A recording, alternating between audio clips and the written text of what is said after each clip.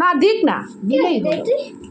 তো দেখো এরা আবার গিয়ে ভাইদের জন্য কিনে নিয়ে এসছে, ওই যে দিদি।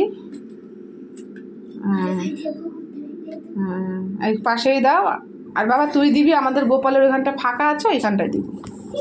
তো দেখো এখন দাদা নিয়ে এসছে।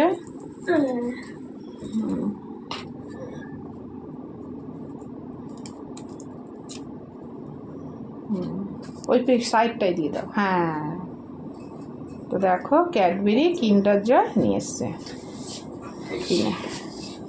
তো চলো আমরা দুটো গিফট দিয়ে দিই। ওদের আজকে জন্মদিন, তাই ওরা গোপুকে দিল।